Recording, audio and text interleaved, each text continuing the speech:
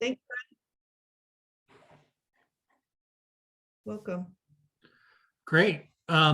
Thrilled to be here today. Well, I'll get into it, right? So today's presentation is what's happening with the labor force. If I do my job right today, you're going to understand sort of what's happening with the Great Resignation, what are the other trends that we're seeing in the labor force, and what that means for you as workforce professionals. Before we get started, I'd like to introduce myself a little less formally than Amanda did, and I thank her for that. The bulk of my career was spent in education, right? I was working for a school district here in Virginia prior to meeting the folks at Chmura, and wasn't really looking for a job. I had this situation where I thought I was just going in to have coffee with Chris Chmura. And then 2.5 hours later, I'm sitting there and they're here like, oh, maybe this is a job interview. And I didn't know about it, which is funny because I was wearing shorts and flip-flops at the time. I was just amazed by sort of what we do and how it had the potential to help K-12 education, which is where I was at the time. Great data sort of on, that can help CTE programs orient kids towards the careers that are going to be most useful for them. And one of my favorite things about working with Chmura, though, is learning about the workforce development community and all of the great things that you do, right? I think everybody who gets into education is a little bit of a bleeding heart. And so like y'all are my people, right? You work with, almost by definition, the people who come to see you are in a vulnerable situation, even if they're, quote unquote normal, whatever that means, looking for a job. Nothing to say about sort of like the work you do with reentry and stuff like that. And so I really admire the work that you do a great deal. Angela, like that positive affirmation that you gave at the beginning, what my bio didn't say is I'm a former third grade teacher as well. So that just warmed my heart. So I was really excited about that. Let me tell you a little bit about the company. So we provide labor market data and analysis so that our clients can make informed decisions to help their communities and businesses thrive. We should also say workers in here because we have about 35% of our customers are workforce development boards and workforce professionals that use our data and use our studies to get it. We are proudly women-owned, began by Chris Chmura here in Richmond in 1998. We now have branches in Richmond and Cleveland. We are economists, data scientists, statisticians, and business professionals who care about helping your community and your business grow. And this is sort of a stock slide, and what I'm pushing for us to do is to rewrite this to be a little bit more reflective of the workforce community. We also want to help the people that you work with get jobs, right? That's sort of my favorite part of what we do. We are driven by client satisfaction and success, and we think that some of the ways that we do that is through some of our customer service and sort of our attention to excellence in everything that we do. If you like what you hear today, you have the opportunity to sign up for our weekly economic update. Just go into the slides that Amanda's going to post, and you can sign up for your weekly economic update. We do this kind of analysis that we're going to talk about today all the time. And in this case, we do it weekly for free, where you can just sort of get an idea of what are the broader trends in the economy. And we try to do some things focusing on what those development means for the various verticals we serve, workforce development being among them. So please sign up. We'd love to have you. But that's not why you're here, right? You're here to know what's happening with today's labor force. Well, what we're first going to do is we're going to look at the national picture, right? And with the national picture, there'll be some California-specific data sprinkled in. And we're going to talk about how COVID is hindering the recovery, that sales and GDP are strong, which we usually think of as traditional good indicators of the economy. but employment recovery is lagging in some areas. And the Omicron variant is slowing economic growth. We're really going to dig into sort of why the employment recovery is so low, why the Great Resignation has happened, why labor force participation rates are particularly low right now, and get into all those things with the idea that this discussion is going to help you craft strategies. I'll interrupt right now to say, I would love your questions in the chat at any point in this. I'll try to stop at various points to answer them almost immediately. Yeah, this is better when it's a dialogue, so please ask questions. We're going to talk about why the labor force participation rate is so low, as I talked about. Some factors that we're going to examine here today is early retirements, are hard to serve populations, what's going on with sort of out of work, out of school youth, generous stimulus checks and payment deferrals. We'll talk about what the role is that government programs have played and whether or not it's actually a bad thing that, spoiler alert, some of the incentives that the government provided are allowing people to stay out of the workforce longer. We'll talk about the child care issue that you've probably heard a lot with in the Great Resignation and labor force participation rate. Child care is a real issue that complicates economic decisions for families. And we'll talk about vaccine mandates and COVID fears, the extent to which that is keeping people out of the workforce as well. And we're talking about how do we bring people back into the labor force, right? Very specific to the work that you do. If the economy turns the way that we think it is, you're going to get even busier than you already are pretty soon as people's savings start to dwindle. What do we have to do to be prepared for that, right, as workforce professionals? Okay, let's start first with an overview of the national economy, all right? So what happened with the national economy? So the national economy, you can see here the trends that ever since the Great Recession, what we thought would be the biggest recession we saw in our lifetime, ever since 2010, you've largely seen GDP growth. Again, GDP is just a very simple figure to understand the total economic output of a country, right? Well, you can see very clearly where COVID hit, right? So that first quarter of 2020, I'll never forget, it was March 13th. That I figured out, oh my God, this coronavirus is going to be a big thing, right? And that first quarter was bad, but most of the drop in the economy as we went through sort of the early stages of social distancing, and no one really kind of knew how to handle it. The economy took a very large hit. But you can see that almost immediately in the third quarter of 2020, it rebounded. And since then, we have posted GDP growth ever since, which is, again, is a good indication of the health of the economy. If you look at some graphics, right, they will tell you that the economy is now humming like it was before the pandemic. Obviously, that's not true of everything. It's not true in employment, which we'll get to in a second. But by the grossest indicator that we usually look at, the economy is pretty strong right now. But as we mentioned, and as you already know, we're not at pre-COVID levels of employment right now. Employment is about 3.6 million below pre-pandemic levels. But employers are hanging on to their current workforce, right? So one of the ways that we monitor when people are when there's a lot of turnover in jobs, right, is the level of unemployment claims. And you can see that unemployment claims throughout the nation is as low as it was before the pandemic. So not surprised with the Great Resignation, which is workers choosing to leave the workplace, companies are really focused on hanging on to who they have. But yeah, employment is down. Let me check the chat really quickly. Okay, no questions yet. And we move on. Okay. This was an atypical recession, obviously. There was a very definite event. No one predicted this.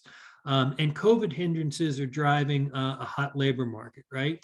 So right now, our unemployment rate, as opposed to the labor force, as opposed to sort of other measures, our simple unemployment rate shows really low unemployment right now. It's all the way down to 3.9%, which is generally like considered excellent. That's an economy that is fully humming.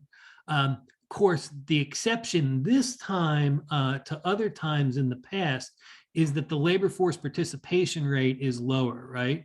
And so I want to point something out, though, right? That the labor force participation rate has been dropping ever since the Great Recession, which is right here, right? You can see there, what were we up? We were up at about 66, 65%, stuff like that in 2010.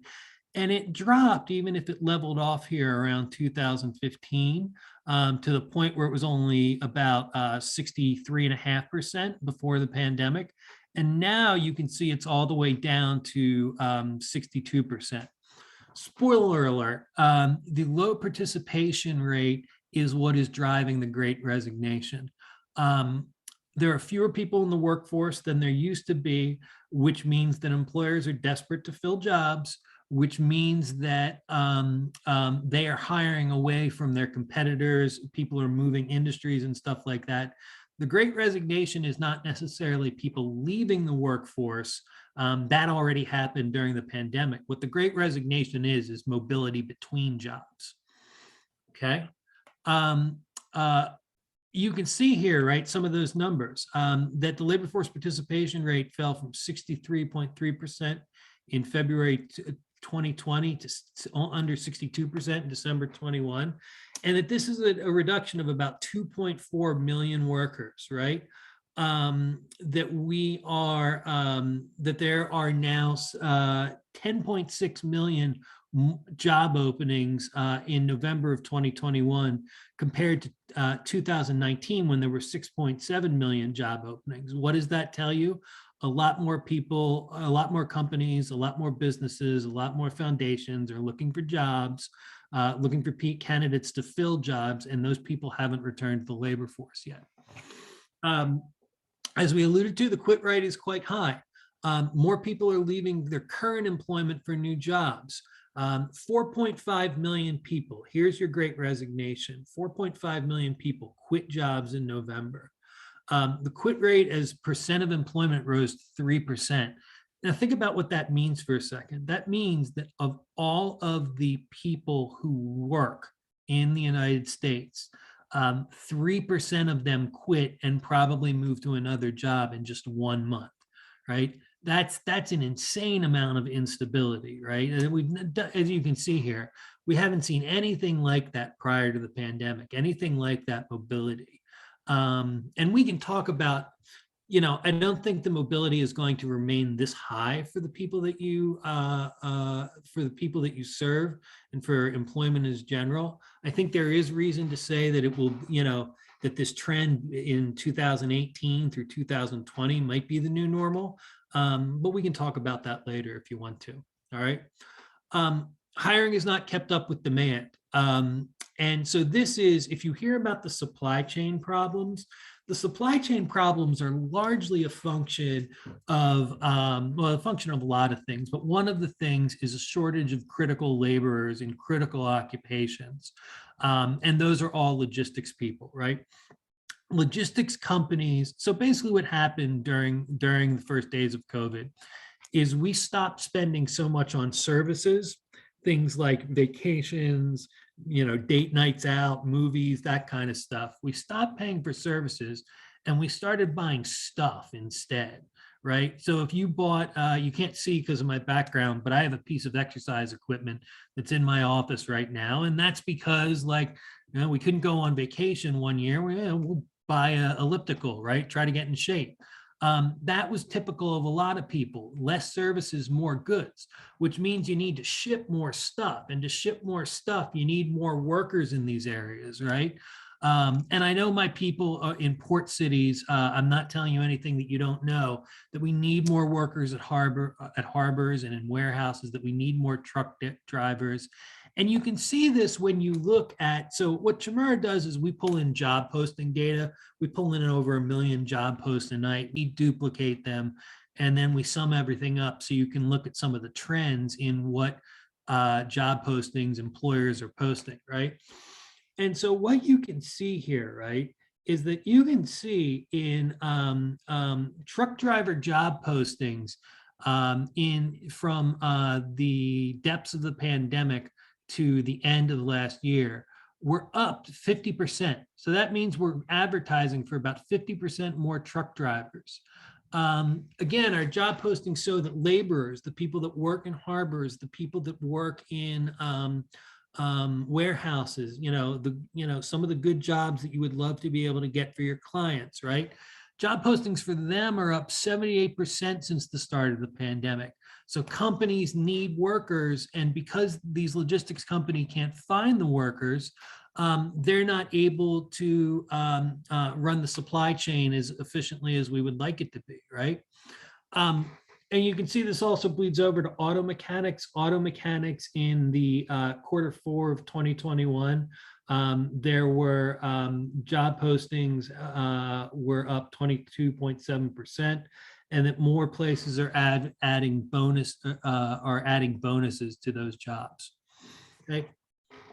Why do we have a low participation rate right now? Why are fewer workers getting back into the area? We alluded to some of this at the top of the presentation. And so let's just get into it, right? So you see this slide again, which is that 2.4 million people, fewer people are in the workforce due to a fall in participation rate, about a, what is that, a 1.4% drop in the participation rate from February 2020 to December 2021. Okay. Look at what it was among seniors, right? Among people 55 years old and older, right? So it dropped almost 2 full percentage points from 40.3% in February 2020 to 38.5%. Simply put, older people are working, fewer older people are working. If you want to choose to call this an early retirement, that's probably an apt way to say things, right? And this is an equivalent. Remember, we said before that the participation rate means 2.4 million workers fewer than where we were before the pandemic. 55 plus accounts for almost 1 million of those, right? So this is a huge issue. You can see some solutions that might happen in the bottom, and can retirees be attracted back to the workforce? Can there be greater flexibility? Can there be encouragement to create their own businesses? Ideas that we've sort of had, just sort of like in passing, what we think might happen. And I think this ability to provide greater flexibility is something that might really be helpful. Yeah. And what we've also seen, though, right, is that business startups are high, that fewer people are choosing to work in established occupations, that they might be striking out on their own, that this is the time that they want to become a contract worker and do 1099 work, or start the LLC finally, right? You can see here that the rise in people, especially here, what we call not high propensity. So high propensity jobs are ones that have the potential to turn into companies or organizations, in other words. Chris Chmura started this company, I think with one other employee in 1998. And that would have been considered a high propensity application because it was able to grow into something that now employs about 50 people, right? The growth, though, really as a result of the pandemic, came from things that we don't consider high propensity. For example, when I first moved to Richmond, I started up my own consulting firm that was really just me. And I ran it out of my house. I had no I had no desire of scaling it up beyond being able to provide for myself and for my family. And that would be considered not high propensity because I didn't plan to grow the business, right? What you see here and what you may be observing with the clients you serve and the people around them, right? You see a lot of people saying, I'm going to try to make a go of this of my own. the services maybe that I was doing before the pandemic, I think I can spin these off and do, be my own boss, work for 2 or 3 different companies, and make the ends meet that way, right? And you can see that that varies by state, that the number of new businesses vary by state. You can see here, this is the change from October 21 to November 2021. And so you can see here, right, that generally the more orange you are down here, the more new business applications you're seeing. And so you can see in California, absolutely that's happening, right? You would see here, you're in kind of the light oranges. So I would say in just 1 month, the number of new business applications probably went up like 2, 3, 4%. I don't have that number right in front of me, but again, if you want to follow that link, you have that in the slides that you can see afterwards. Let me pause and ask for questions. Yeah, hey Brian, I was just going to say there's a couple questions in there. Okay. Let's see. Go ahead. I'm looking for them. Luma says, sorry if I missed this. How is labor market participation defined in the previous 2 studies? Participation equals ? Minimum of hours worked? No, very good question, right? The labor force participation rate includes part-time workers. It does, what it does is it bases it basically on data that we can collect, right? And so think about that in terms of Chmura every year has to report data to I don't know how it gets to the Bureau of Labor Statistics in Washington, but basically data that Chmura reports goes to the Bureau of Labor Statistics in Washington. And from that, they can derive these people are working for Chmura. Chmura has 50 people working for it, right? Now, what the labor force participation rate does not capture, however, is these, okay? Those people that are starting new businesses, particularly ones that are not high propensity, that don't have a great chance of turning into employing 20, 30 people. Those are not counted in the statistics. So really, I think the best way to understand the participation rate is it's everybody who's working for something that's established enough to have government reporting. When I did my own contracting, I never did any of that reporting. And that's fine, that's legal for me, but that could be explained, that could be a huge explanation here, is that people are starting their own businesses and the stats that we have just aren't picking them up. So it doesn't include 1099s? No, it will, well, it might include some 1099s depending on how companies report it, but I think in general, it will not include 1099s. Thank you. Here's another question from Vanessa. This is very interesting. Do you have data that articulates the type of professions or pay levels of those that quit and moved? People that quit and move, yes. We have that data. It's not in this presentation about sort of what has happened to employment across different sectors, and where is seen sort of the biggest growth, or in this case, biggest drop in people employed in that sector. So we can pick up some of that. I wouldn't want to try to give you an answer to that right now, since I don't have that research at my fingertips. Similarly, are there data of this nature that are specific to nonprofits? That are specific to nonprofits? Probably we could isolate some of that. It's not, so I didn't tell you, I did a bad job trying to sell stuff to you, right? We have both labor market software that provides a lot of data and consulting, that sort of like answers the question that our data, that the software cannot. And in this case, I think we would have to look at this question specifically as a research question to understand what is specific to nonprofits. I would have to check with my software people to understand how well we can separate that out. But I don't know that that data is readily available. It's certainly possible to produce, I believe. And then last question right now. Oh, they're coming in. Matt says these are based on EIN requests, right? EIN request. I'll be honest, I don't know what an EIN request is. Employer identification number. So rather, like if I'm self-employed, I can use my social, but I'd register my business with an EIN. I think what you're picking up on is W-2 employees primarily, Yeah, right? I'll be honest, I'm not the person to answer the question of how the data gets to the Bureau of Labor Statistics. Okay. I think that's probably an internal question for them, but it's something I can look into and follow up with you. So The questions are still coming. Sorry, and I'll let you go. I'm happy to spend all my time answering questions. Let's see. Luma says follow up for clarity. So the 2.4 million jobs lost are people who are not working any capturable hours. That is correct, right? And keep in mind, in that 2.4 million are the people that are trying to do 1099 works, that maybe have started small LLCs, and we might not be capturing that, but and so I get, 2.4 million jobs lost does not mean 2.4 million people unemployed, as you guys well know.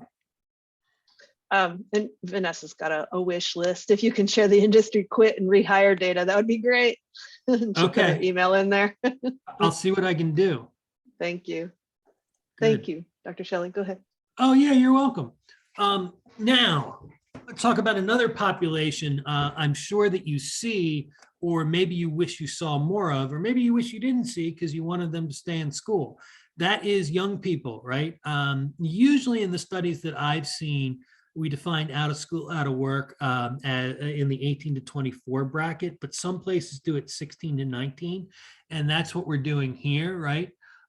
Labor force participation is down only about 1% for the out of school for this age bracket, right?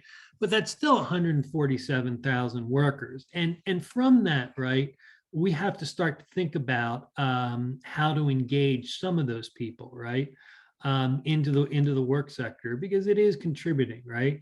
Can we get back to 2010 when people were participating at levels above 40%, whereas you can see now it's about 35%, 36%. Is there diversity and inclusion work that we can do on this? Are our programs that we are trying to introduce these people into the workforce, these young people into the workforce, are they respectful of cultural, gender differences? Is there dual enrollment work with colleges and local high schools where we can get people who are still in school working in the workforce? These are all sort of open questions. And participation rate varies greatly by locality, right? So you can see here, I've done we've done two areas, I think the two biggest population centers in California, if I'm not mistaken, which is LA and San Francisco. And you can see, right, look at the variation within the Los Angeles metropolitan statistical area, right? That you can, or the greater Los Angeles area. I don't know about calling this part of San Bernardino greater Los Angeles, but you people know more about that than I do because I'm just from Virginia. But you can see, right, look at the variation across county, that it's 64.7% here and it's 60.7%. Going over that county line, it's like a 4% difference in workforce participation. And you can see it sort of also in the Bay Area, right? Where not surprisingly, in sort of like the tech corridor, a lot of people are working, right? In San Francisco, it's 71%, probably because no one can afford to live in San Francisco right now unless they, make six figures. Unfortunately, we know that's not true, but we do know people are getting priced out. And then you see participation rate to the north a little bit lower. But let's talk about out of school, out of work youth, all right? Again, here's our 18 to 24. And that we saw over the 5 years before the pandemic, a drop in the portion of young people that are out of school, out of work, that it was 16.4% in California in 2014. And right before the pandemic, it was 12.5%. So that's good, right? That's young people engaged either in school or in work, that they're working a plan for their life, right? That they're engaged, they're developing good habits, all of those things, right? Well, the unemployment for the pandemic kind of messed that up, right? And in 2020, it went up to 18.3%. I can tell you that in June of 2020, I believe it was something like 26% of people who were out of school, out of work. Um, but in 2021, it's already recovered, right? It hasn't recovered to how good it was before 2019, but it is at 14.6%, which is an improvement on those populations, right? And so you can see here, right? Again, looking at Los Angeles and the greater Los Angeles and the greater San Francisco areas, right? You can see that not surprisingly, that sort of like the number and percentage of out of school, out of work young people are vary greatly by geography, right? So you can see here, right? Again, like Marin County, no surprise, right? Very low percentage of people who are out of school, out of work, because we know about the affluence of that area, right? But then you look at places like Santa Clara and Solano, more, those places are up between 15 and 22% of students that are out of school, out of work. And obviously those places need support. Out of school, out of work in Los Angeles, right? So you can see this. You can see in Los Angeles, the problem is even greater. You have some blocks throughout throughout the area that are in the 22 to 32% of young people out of school, out of work. And those are obviously people that you probably deal with every day. And so what you are seeing does represent a trend for certain areas. And it's also interesting to look at the percentage of out of school, out of work by ethnicity, by race and ethnicity, excuse me. And so you can see, right, that Latinx young adults are overrepresented in the percentage of out of school, out of work. That is to say, in California, 48% of the total young adults in California are Latinx, but they make up 54% of the out of school, out of work population. Overrepresentation. Same things with Black people, right? Black young people make up 5% of the total young people population, but make up 11% of the out of school, out of work population. So obviously systemic inequality and the issues that we know plague many non-white actors in this society are being reflected in who is engaged as a young person in either school or the workplace. All right, we got more questions. What are we? We're done at the top of the hour. Is that right, Amanda? We actually have until 10:15. Oh, okay, great. Then I'll be here. No, just me, Kim, and Ruth have been lighting up the chat. No questions. No questions? Oh, okay, great. Well, we were talking about like those participation rates among young people and what does that mean? Kim, let me see yours. Kim, why don't you unmute and ask your question? Sorry, my question was if there is any information at all what those young people are doing. So we know that they're not in the labor force, but do we know where they are? No, I do not, right? There very well may be data that that show that. There probably are people collecting that information, but that's not data that we generally deal with. I'm sorry to say that sort of as an economics firm, when people exit the workforce, other than sort of looking at their propensity to get back into the workforce, we as a firm don't know that much about them. So I'm sorry, I can't give you good leads on the data that would show what they're doing.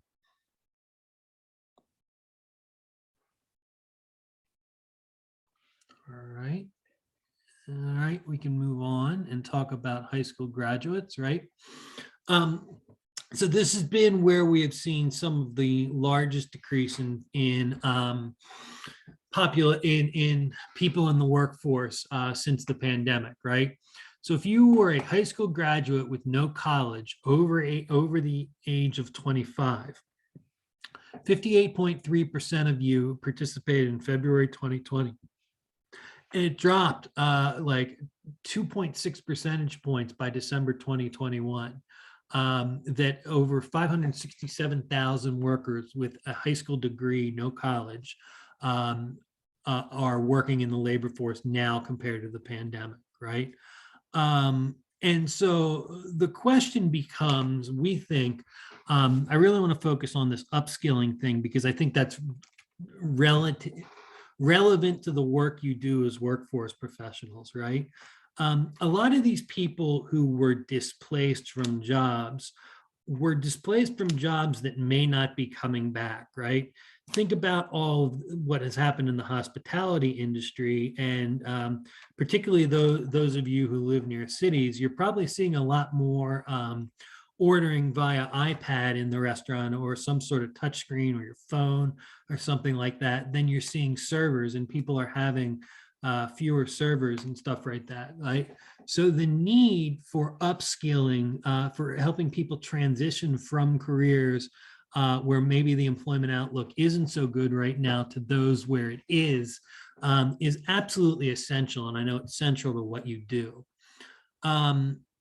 Let's talk about childcare, right? So labor force participation rate fell equally almost among men and women.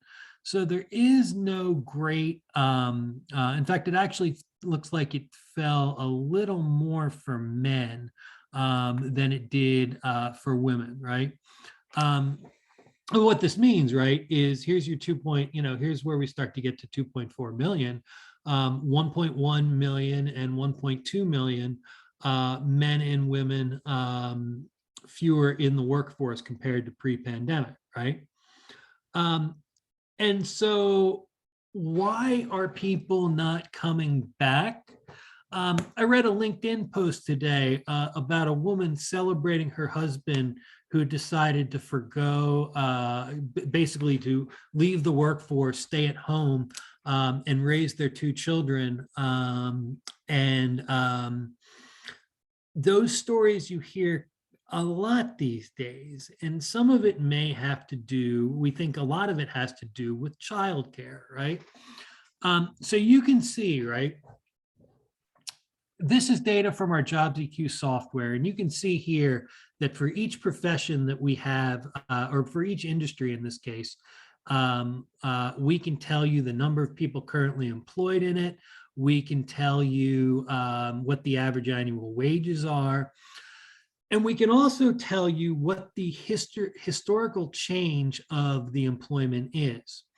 So what this is telling you, right, is that there are currently about 1 million people who are employed in child daycare services, right? That's 125,000 fewer than what we were 2 years previous. That sector has dropped 5.5%. And so that leads us to ask the question, well, what's happening to these kids? If the childcare industry is falling off, what's happening to these kids, right? And again, here you can see these trends in employment and wages, and look how much the childcare services dropped off from sort of where it was up among about 1,175,000 down all the way to 1,025,000. There's that drop we talked about, right? And now I'm going to skip that slide so we can get to everything, right? So the number of childcare establishments during the recession are still at pre-COVID levels. So the businesses themselves have rebounded and are still around, but they're employing fewer people, which probably implies, right, that they're either having a hard time hiring people back, or something else is going on with those kids and is happening with those kids. And so to understand that, right, actually, let me skip to childcare right away. So let's talk about childcare, right? Childcare is expensive, right? And so as part of the stimulus package, right, you got monthly child credits if you know means testing and all that stuff, right?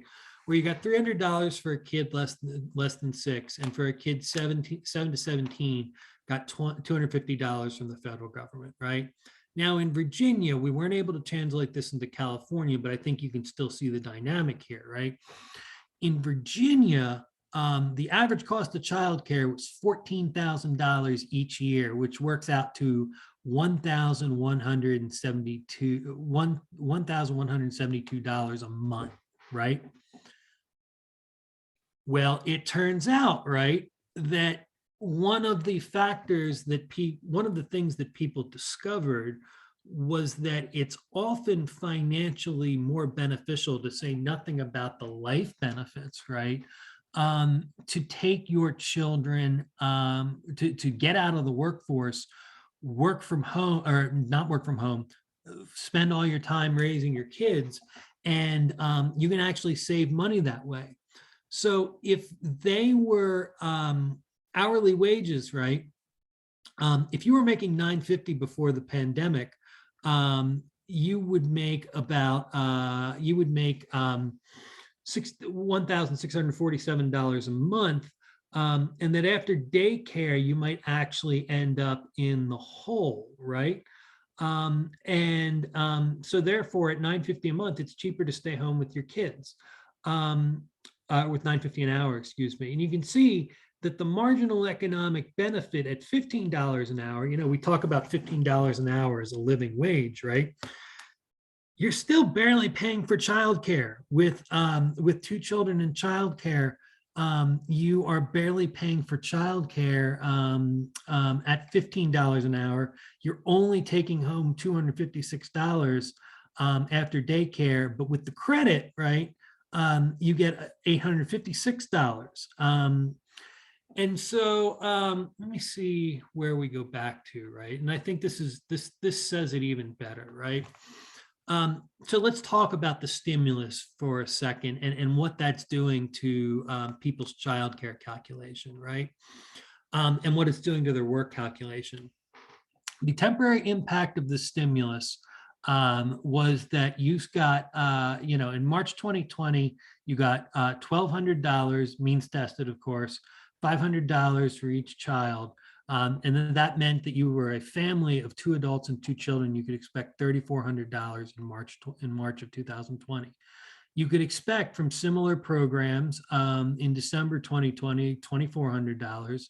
You could expect $5,600 from the CARES Act in March 21, for a total of $11,400.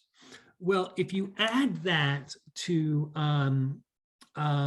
what you would receive for unemployment insurance in Virginia, which is $378 a month, and federal unemployment dollars, which is $300 a month, which totals $678, right? Add that 678 to the 11.4, right?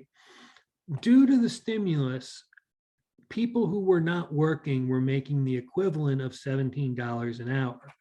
And there you have sort of some of the key to the labor force participation that has happened thus far, right? Is that if people were making $17 per hour staying at home, why do they need to work? Especially by staying at home, they can avoid paying for childcare. Now, you hear about this in some circles talked about as a negative thing.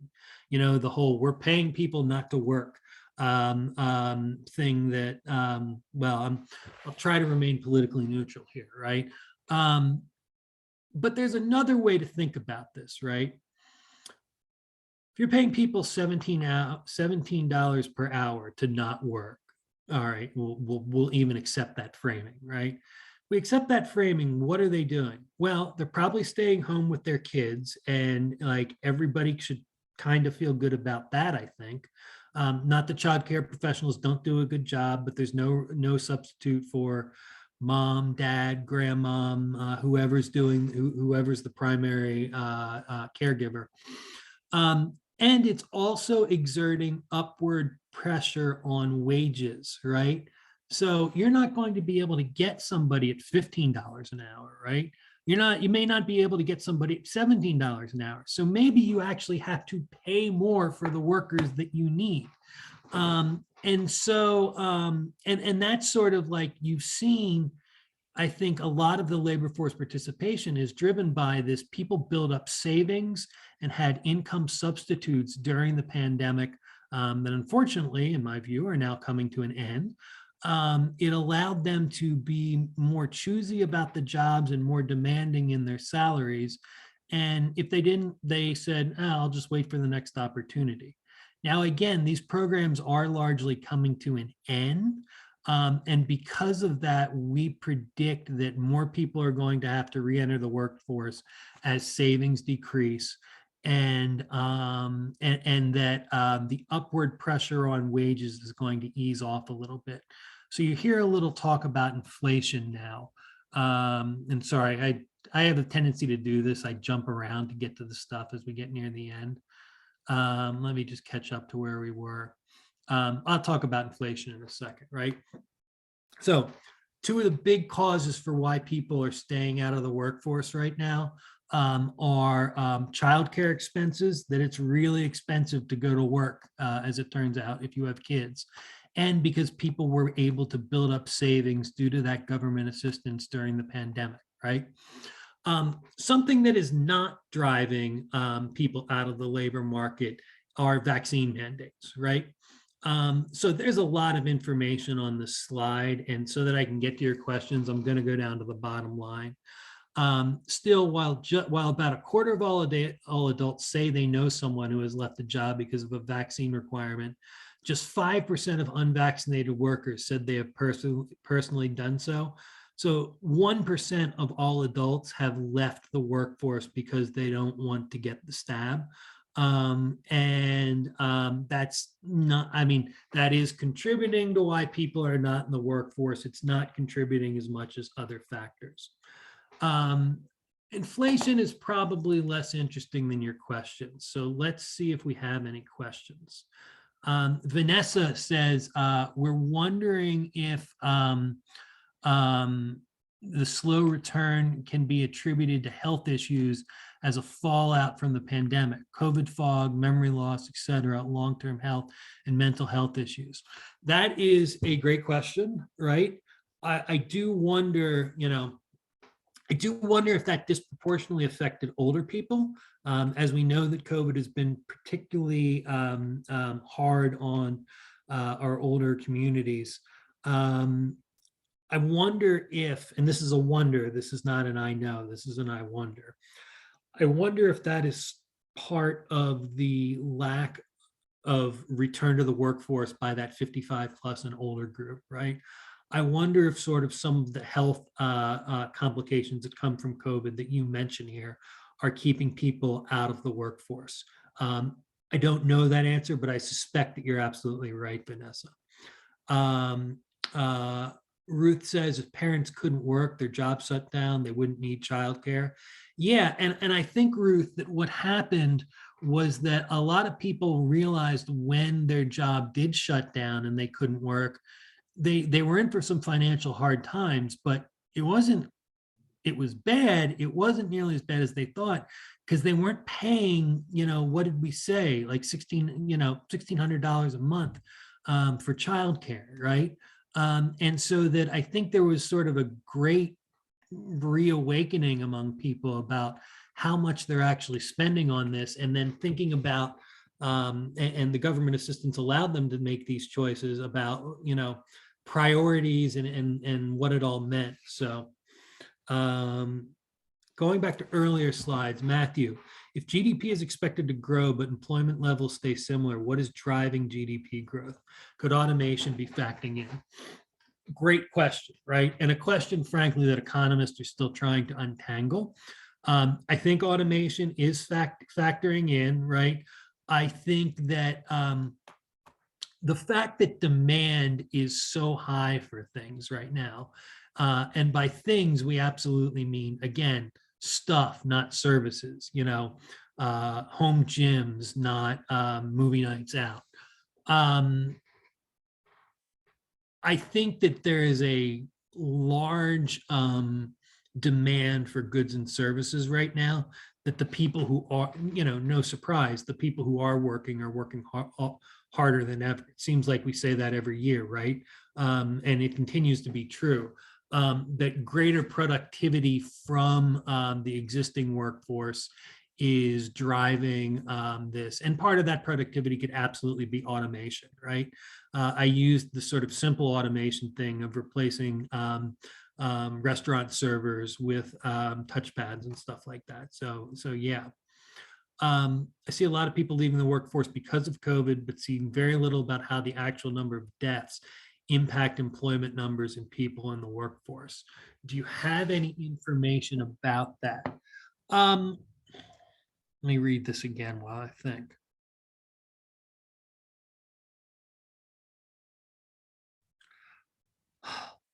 I don't think that I do, Matthew.